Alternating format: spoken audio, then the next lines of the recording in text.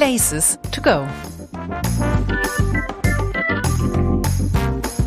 Welcome to a new episode of Places to Go, the podcast from Plazy. As always, we'll give you some quick and to-the-point travel tips. Today, we're talking about one of the most beautiful cities in the world, Paris. We've put together a little overview for you today, a basic kit for your trip to Paris, so to speak. I'm Paul from the Plazy team. Give Plazy travel a try. You can have your personal travel guide created for a wide range of destinations. Here in the Plazy podcast, we're traveling to Paris today. The city alone, without the surrounding metropolitan region, has a good 2 million inhabitants, making it smaller than Berlin. It's a cosmopolitan city that's really easy to discover on foot. But before we get to that, let's start with the basics. How do you get there, and how do you get around the city?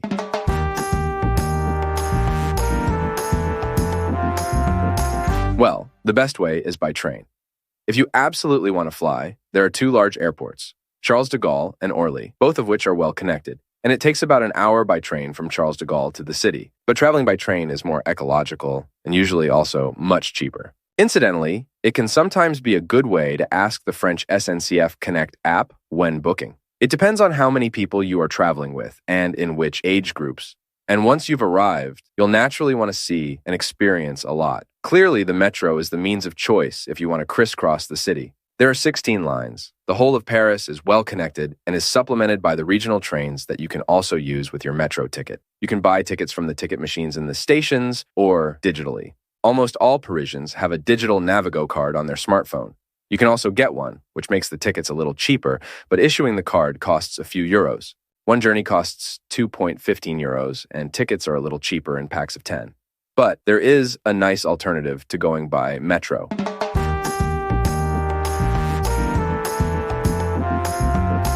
Hire a bike. Paris is currently massively expanding its cycle paths. There have been really great cycle paths along the Seine in particular for the last 2 or 3 years, and you can also see more and more wide cycle lanes on many major roads. Under the Green Mayor Anne Hidalgo, it is becoming very clear that cars should get out of Paris, especially cars that don't belong to Parisians. We saw this at the latest with the parking ban on SUVs. So, the bicycle is a good alternative. The best way to do this in Paris is with the Velib provider. You really do see bikes on every corner. There are over 1,400 stations and over 20,000 bikes. Registering is not complicated.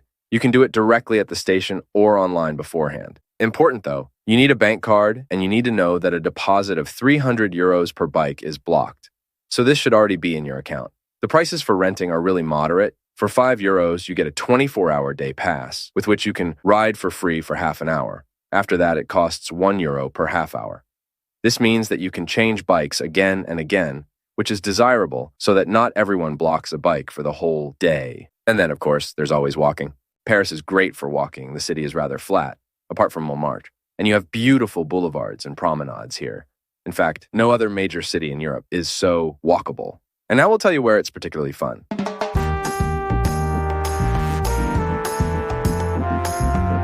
Let's talk briefly about the structure of Paris. When locals here talk about their city, they often do so in numbers and say, for example, we live in the 15th.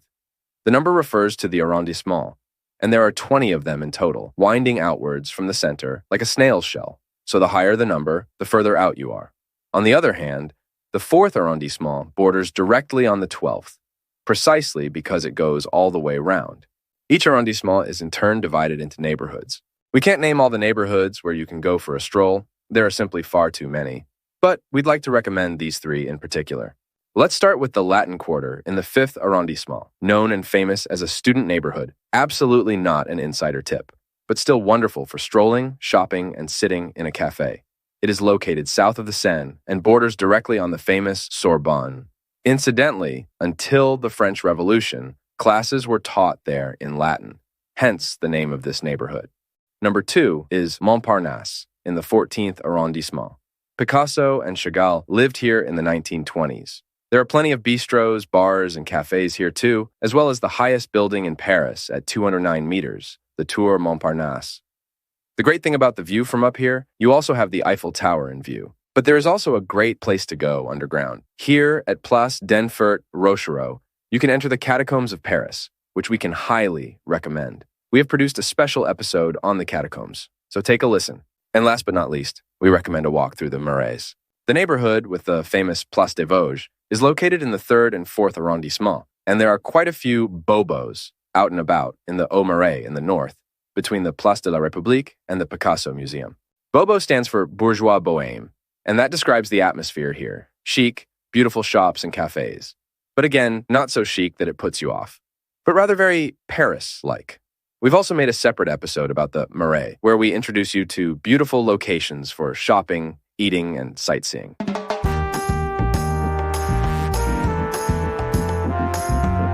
One question remains. Are the classics worth visiting? I would say a resounding yes. The Eiffel Tower is definitely worth it. Climbing up here is quite something. And about the Louvre, whether you really need the selfie with the Mona Lisa is up to you. The crowds there can be rather frustrating. What definitely makes sense, take a look at the plan beforehand and think about which halls interest you, and don't even try to walk through everywhere. A classic with a disaster background is Notre Dame. After the fire in April 2019, the church is still closed to visitors. The plan is to reopen it in December 2024. It's definitely worth taking the time to visit this cathedral now. There is a visitor grandstand opposite the church, from where you have a great view of the church, and an exhibition on the walls outside not only shows the history of the church, but also explains, with impressive, huge photos, what happened here after the fire. Incidentally, the cause of the fire in the roof truss has still not been clarified. Short circuit or cigarette, no one will ever really know. Very important for all major sites in Paris. Make sure you book your tickets online in advance. This will save you a lot of waiting time and possibly also hassle with the wrong tickets.